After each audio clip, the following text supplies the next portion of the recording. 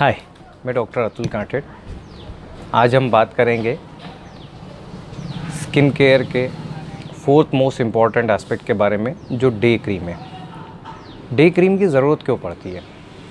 हमने शुरुआत में बात की क्लिनजिंग की, सनस्क्रीन की, नाइट क्रीम की। सनस्क्रीन कितना इम्पॉर्टेंट है आपको अच्छी स्किन के लिए, नाइट क्रीम से कैसे आप सेल्यूलर रेप्लिकेशन बढ़ा सकते हैं और स्किन को हमेशा ग्लोइंग रख सकते हैं। तो फिर ये डे क्रीम की ज़रूरत क्यों पड़ गई?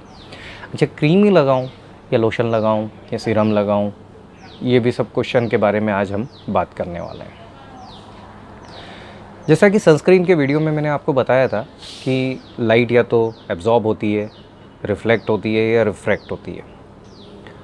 यदि आपने 15 SPF वाला सनस्क्रीन लिया है तो आपको अराउंड 95% प्रोटेक्शन देगा। 15 SPF वाला सनस्क्रीन लिया है तो लगभग 95% आपको प्रोटेक्शन वो देगा। और यदि आपने 50 वाला SPF लिया है, 50 SPF लिया है, तो आपको अराउंड 98% प्रोटेक्शन देगा। वहाँ पे नंबर का गैप ज़्यादा है पर इधर छोटा है। खैर, ये 2 से 5% का जो डिफरेंस है, ये जो सनरेज स्किन में अंदर एंटर कर रही है, वो क्या करेगी? तो स्किन के सबसे छोटे यूनिट पे हम जाते हैं, उसको सेल कहते हैं। यदि स्किन पूरा एक टिश्यू है तो उसका सबसे छोटा यूनिट जो है, सबसे छोटी इकाई जो है, वो सेल है। सेल नॉर्मली 3 कंपोनेंट से बना होता है। बाहर एक सेल वॉल होती है, अंदर एक न्यूक्लियस होता है और बीच में एक फ्लूइड होता है, उसको साइटोप्लाज्म कहते हैं। सेल के बाजू में दूसरा सेल, फिर तीसरा सेल, फिर चौथा सेल, इस तरह से बहुत सारे अनगिनत सेल बन जाए तब एक टिश्यू पैदा होता है। और टिश्यू, हम यहाँ पे स्किन के टिश्यू की बात कर रहे हैं। तो ये सन रेज जब अंदर जाती है तो सेल वॉल को डिसरप्ट करती है। डिसरप्शन होता है तो क्या होता है कि सेल में इन्फ्लेमेशन बढ़े, ऐसे केमिकल्स बॉडी रिलीज़ करती है, सेल वॉल रिलीज़ करती है। सेल जो है उसे केमिकल्स रिलीज़ करता है। इन्फ्लेमेशन को हिंदी में सूजन कहते हैं। तो सूजन आए सेल के लेवल पे, ऐसे केमिकल सेल रिलीज़ करता है सनलाइट जब अंदर चले जाती है तब। अब चूँकि रोज़ जारी है तो ये इन्फ्लेमेशन लंबा चलता है, जिसको क्रॉनिक इन्फ्लेमेशन कहते हैं। क्रॉनिक इन्फ्लेमेशन जब होता है तो हमारी एजिंग प्रोसेस बहुत फास्ट हो जाती है, बहुत फास्ट हो जाती है। और आप इमेजिन करो कि आप सनस्क्रीन भी नहीं लगा रहे हो तो पूरी रेज़ अंदर जा रही है, तो वो और ज़्यादा फास्ट हो जाती है। बट सन प्रोटेक्शन के बावजूद भी कुछ रेस जा रही है जो ये क्रॉनिक इन्फ्लेमेशन पैदा कर रही है, और इस क्रॉनिक इन्फ्लेमेशन के कारण हमारी एजिंग प्रोसेस फास्ट हो रही है। एजिंग के कारण बाकी सब चेंजेस मैंने बताए हैं कि आपका dyschromia, shaded skin, dull skin, ये सब चीज़ें होती है। तो सनस्क्रीन के अलावा भी हमको एक प्रोटेक्शन चाहिए जो सेल वॉल की इंजरी को ये रोक सके। और भी चीज़ें होती है जो हमारी सेडेंट्री लाइफस्टाइल है, जो दिन भर हम बैठे रहते हैं, फिज़िकल एक्टिविटी की कमी हो गई है, खाने में हमारा कार्बोहाइड्रेट काफ़ी बढ़ गया है, उसके कारण ऑक्सीडेटिव स्ट्रेस काफ़ी बढ़ गई है, सेलुलर लेवल पे ऑक्सीजन काफ़ी कम पहुंचती है।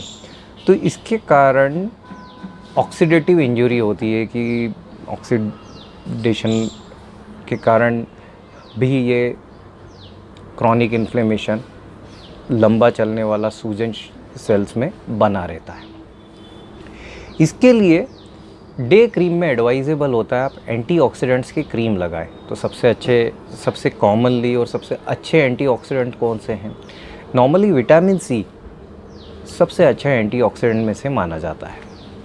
विटामिन सी क्या करता है कि ये जब आप अप्लाई करते हैं बॉडी में या फिर स्किन के ऊपर, तो ये सेल वॉल को प्रोटेक्ट करता है उस सन इंजरी के अगेंस्ट। ऐसा कहा जाता है यदि आप नॉर्मली 100% विटामिन सी मिलता नहीं है, पर यदि 100% विटामिन सी मिल जाए तो आपको सनस्क्रीन की ज़रूरत नहीं होती है। बट वो इतना अनस्टेबल होता है और डिफ़िकल्ट टू प्रिपेयर होता है, डिफ़िकल्ट टू प्रिजर्व होता है। बना भी दिया तो वो जैसे ही सनलाइट से एक्सपोजर होगा वो ऑक्सीडाइज हो जाएगा और वो ज़्यादा आपके काम का नहीं रहेगा, इसलिए वो अवेलेबल नहीं होता। वो कम कॉन्सेंट्रेशन में अवेलेबल होता है, 15% में, 10% में, 20% में अवेलेबल होता है। तो ये आपको लगाना होता है। अब एक सवाल आता है, सर मेरी स्किन ऑयली है तो मैं क्रीम लगाऊँ? नहीं, ज़रूरत नहीं है। आपकी वैसे ही ऑयली स्किन है, उसमें आप ऑयली क्रीम लगाएंगे तो और तकलीफ़ पैदा होगी। तो आप वाटर बेस सीरम लगा सकते हैं। अब सीरम लगाएं या लोशन लगाएं, इसके लिए आपको एक कॉन्सेप्ट समझाता हूँ। क्रीम क्या होता है? क्रीम होता है एक ऑयल होता है, उसके अंदर पानी डालते हैं। अब ऑयल और पानी मिक्स नहीं होता है, बट ये फॉर्मुलेशन ऐसी होती है कि उनको मिक्स कर दिया जाता है। बट पानी का ऐसा नेचर है कि कहीं पे भी पानी रुका तो वो सड़ जाता है, इसलिए उसमें प्रिजर्वेटिव डालते हैं। अब ये प्रिजर्वेटिव डाल दिया तो वो दिखता अच्छा नहीं है, तो उसमें एक कलर डालते हैं। उसमें स्मेल ख़राब आती है तो उसमें एक मास्किंग फ्रेगरेंस डालते हैं। मास्किंग मतलब छुपाने वाली गंध, है ना, कि उसकी बदबू आपको नहीं आए, इसके लिए उसमें एक दूसरी तरह की खुशबू डाल दी जाती है। इस तरह से एक क्रीम बनता है, पर उसका बेस जो है वो ऑयल का है। इसका अपोजिट आप समझे तो वो लोशन होता है, कि उसमें बेस जो है वो पानी का है। थोड़ा ऑयल डाला, पानी का फिर भी नेचर है कि पानी को यदि रोका तो पानी सड़ जाएगा, तो उसमें प्रिजर्वेटिव डाला जाता है। वो दिखेगा गंदा इसलिए उसमें कलर डाला जाता है। उसकी स्मेल ख़राब आएगी तो उसमें एक मास्किंग फ्रेगरेंस डाली जाती है। फिर आप बोलेंगे सर मैंने एयरपोर्ट पे देखा था ये वाले ब्रांड के तो प्रिजर्वेटिव फ्री मॉइस्चराइज़र्स और क्रीम्स और सब प्रोडक्ट्स मिलते हैं, तो वो क्या होते हैं? वो इस तरह के होते हैं कि ये रूल्स के साथ में प्ले करने वाली बात होती है। आपने कभी लौंग के तेल का नाम सुना है? उसको यूजेनॉल बोलते हैं। अब ये यूजेनॉल जो है ना, ये पास होता है फ्रेगरेंस के उसमें कि इसकी खुशबू आती है, बट है प्रिजर्वेटिव। तो जो ये कहते हैं कि प्रिजर्वेटिव फ्री है, उसमें ये वाला सब्सटेंस डाल देते हैं, यूजेनॉल या इस तरह के और भी सब्सटेंस अवेलेबल है, वो डाल देते हैं।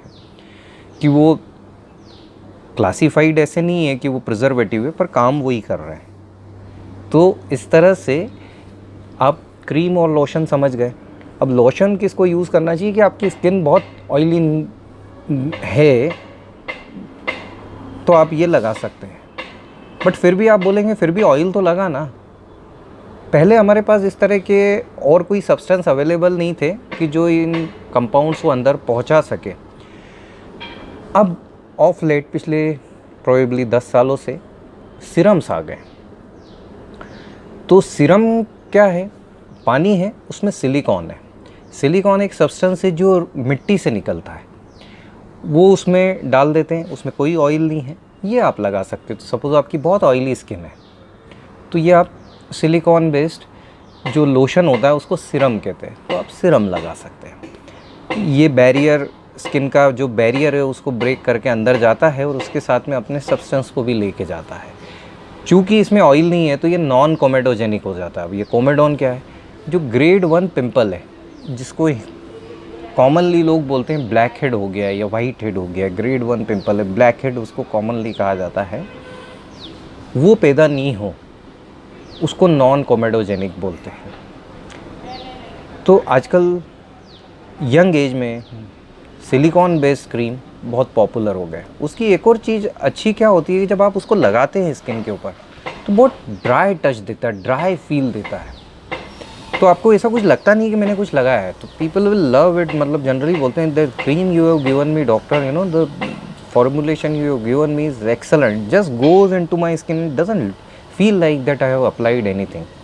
ऐसा मुझे कहीं लगता ही नहीं है कि मैंने कुछ लगाया हो, स्किन में इतने अच्छे से चले जाता है।